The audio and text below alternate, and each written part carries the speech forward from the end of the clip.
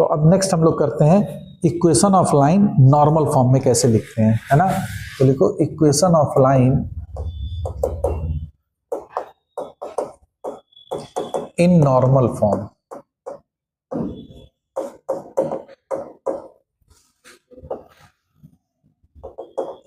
Equation of line in normal form, तो देखो क्या होता है।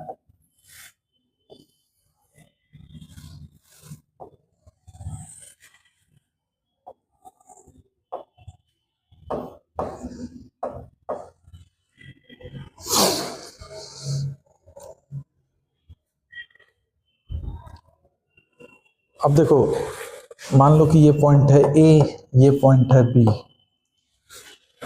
ठीक है, और ए बी एक इक्वेशन है, इसको नॉर्मल फॉर्म में लिखना है। नॉर्मल फॉर्म का मतलब क्या होगा कि हम लोग ओरिजिन से उस लाइन पे जो परपेंडिकुलर ड्रॉप करें उसकी लेंथ जो है वो पी है। तो पी क्या है, what is P? P is nothing but the length of perpendicular from origin to the line. Okay, तो P जो है वो याद रखना, P is nothing but it is length of perpendicular from origin to the line. कौन सी line? जिसकी equation हमको निकालनी है ना, नॉर्मल फॉर्म में, तो ये P होगी। क्लियर है? और एंगल अल्फा जो है वो क्या है? What is angle alpha?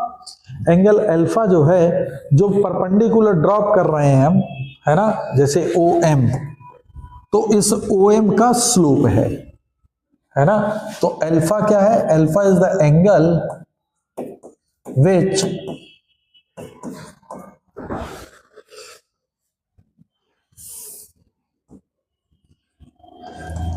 Alpha is the angle which perpendicular line OM makes with x axis। अब जरा एक चीज गौर करो, अगर ये लाइन का लेंथ अल्फा है, सॉरी P है, और ये एंगल अल्फा, ये 90 डिग्री है, ये हमें मालूम है, तो ट्राइंगल OAM में जरा गौर करो, ये लेंथ कितनी होगी?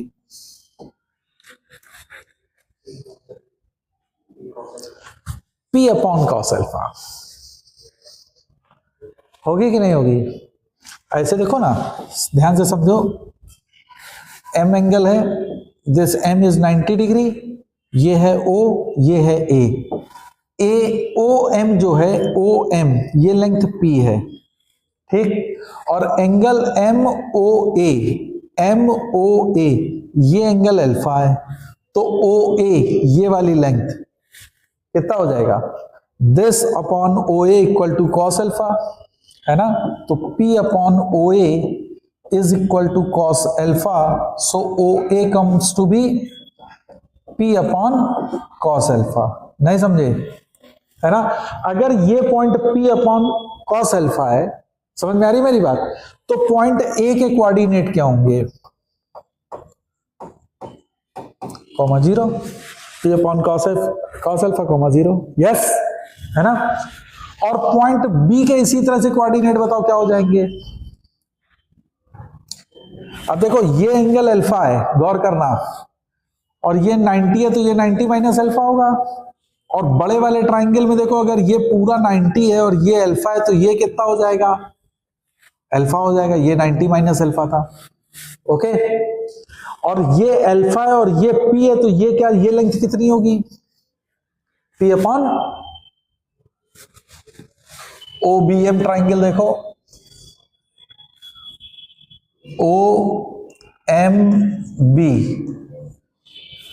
OM ये P है और एंगल B वाला अल्फा है, तो sine alpha is equal to OP upon OB होगा। तो P अपॉन साइन अल्फा होगा कि नहीं?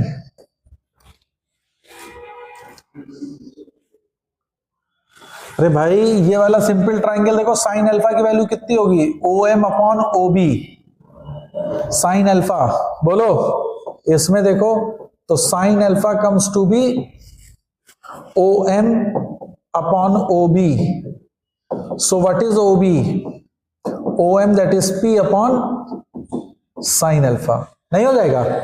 तो ओ बी जो ये लेंथ है पी अपॉन साइन अल्फा है, तो अब हमको जरा बताओ पॉइंट बी के कोऑर्डिनेट क्या हो जाएंगे? 0, पी अपॉन साइन अल्फा। बोलो। तो अब ये जो ए बी लाइन है, जो रिक्वायर्ड लाइन थी, है ना, इस लाइन का एक्स एक्सिस पे इंटरसेप्ट कितना है? P upon cos alpha. Y axis पे इंटरसेप्ट कितना है? P upon sine alpha.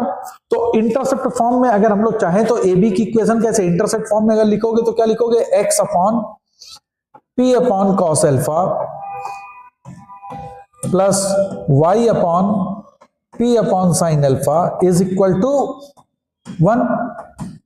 यही तो हम लोगों ने पढ़ा था अभी कि किसी भी लाइन की इक्वेशन इंटरसेप्ट फॉर्म में ये लिखी जा सकती है। तो देखो ये क्या बनेगा? X cos alpha plus Y sine alpha is equal to P. यही होती है आपकी नॉर्मल फॉर्म में इक्वेशन। तो किसी भी लाइन की equation in normal form comes out to be X cos alpha plus Y sine alpha is equal to P. Is that okay? तो जब अगर हम इस फॉर्म में लिखते हैं तो याद रखना कि ये पॉइंट P जो होता है, जो राइट साइड पे तुमको जो वैल्यू ऑफ P निकल के आएगी, ये क्या होती है? Length of perpendicular. कहां से? ओरिजिन से। किस पे? लाइन पे। तो ऑलवेज रिमेंबर दिस थिंग, है ना? बोलो भाई। और इसमें याद रखना कि x और y के जो ये कोफिशिएंट होते हैं, इस कोफिशिएंट में क्या स्पेशलिटी देख रहे हो? x और y के जो कोफिशिएंट है उसमें क्या स्पेशलिटी देख रहे हो? Cos square alpha plus sine square alpha equal to 1। तो दोनों के कोफिशिएंट का स्क्वायर का सम जब करोगे तो वो 1 आना चाहिए। नहीं समझ में आया? नॉर्मल फॉर्म में हमेशा जब भी लाइन लिखोगे तो x और y के जो कोफिशिएंट हैं उनके कोफिशिएंट का स्क्वायर का सम जब करोगे तो वो हमेशा 1 देगा, तभी वो नॉर्मल फॉर्म में होगी। और जब इस फॉर्म में लिखी होगी तो राइट साइड पे जो वैल्यू ऑफ p होती है वो किसको रिप्रेजेंट कर रही होगी? Length of perpendicular from origin. Is that clear? जैसे अगर सपोज कर लो मैंने कहा कि 3/5x plus 4/5y equal to 7, let us assume. तो मैं पूछूं अगर कि क्या ये नॉर्मल फॉर्म है? तो नॉर्मल फॉर्म के लिए सिंपल सा चेक करना है, x का कोफिशिएंट और y के कोफिशिएंट का स्क्वायर कर लो। इसका स्क्वायर 9/25, इसका स्क्वायर 16/25, दोनों को ऐड किया 1 आ गया। Yes sir, it is in the normal form, है ना? तो अब ये जिस लाइन की इक्वेशन है उस पे अगर मैं ओरिजिन से परपेंडिकुलर ड्रॉप करूं तो उसकी वैल्यू कितनी होगी? लेंथ ऑफ परपेंडिकुलर क्या होगी? 7। तो 7 is the length of perpendicular. नहीं समझ में आया? समझ में आ गया, है ना? अगर मैंने कहा कि ax plus ay is equal to 3 और मैं कहूं ये नॉर्मल फॉर्म है किसी लाइन की इक्वेशन का, है ना, तो लेंथ ऑफ परपेंडिकुलर क्या होगी?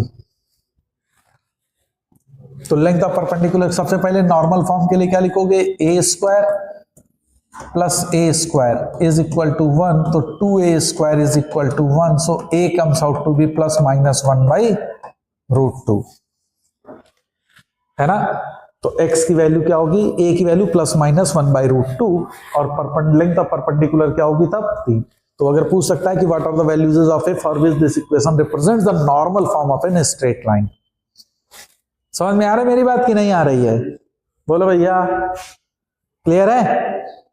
हाँ, इज दैट ओके? तो नॉर्मल फॉर्म। अब देखो नॉर्मल फॉर्म जो होगा वो इक्वेशन का नॉर्मल फॉर्म हमने क्या पढ़ा? X cos alpha plus Y sine alpha is equal to P. ये तो मैंने नॉर्मल फॉर्म पढ़ लिया। अब हम करने चल रहे हैं कि जो जनरल इक्वेशन थी उसको नॉर्मल फॉर्म में कैसे लिखेंगे। ठीक है ना? कोई भी इक्वेशन अगर तुमको दे दी जाए तो उसको नॉर्मल फॉर्म में लिखने का तरीका क्या होगा? तो अब लिखिए आप कि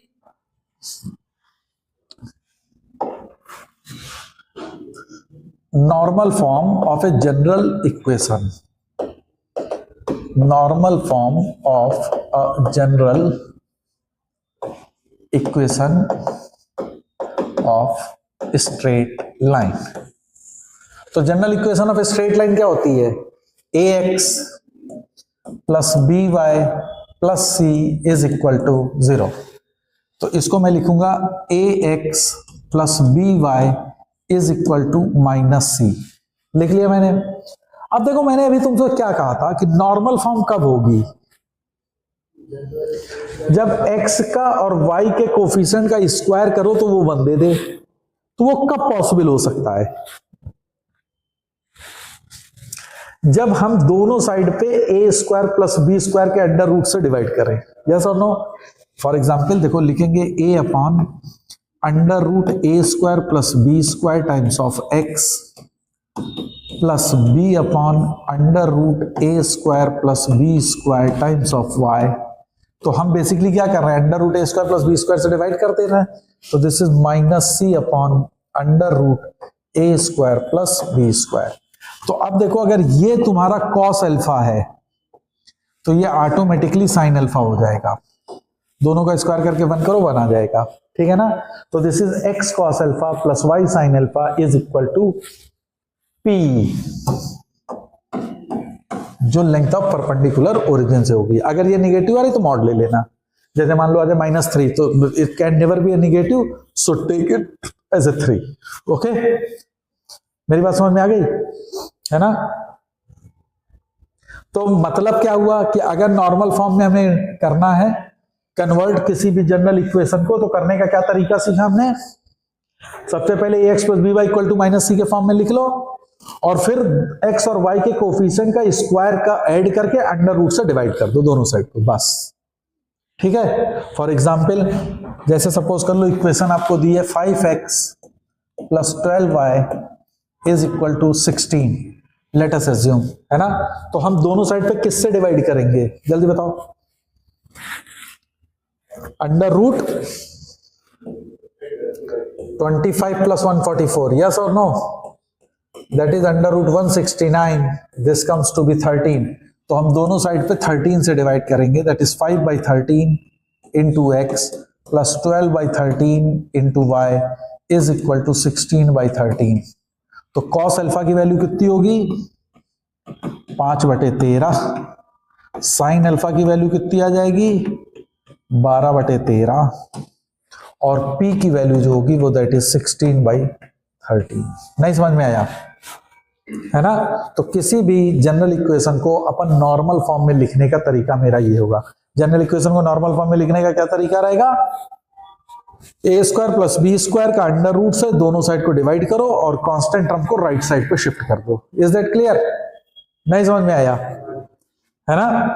तो by this way you can write the general equation of an straight line into the normal form. Clear है?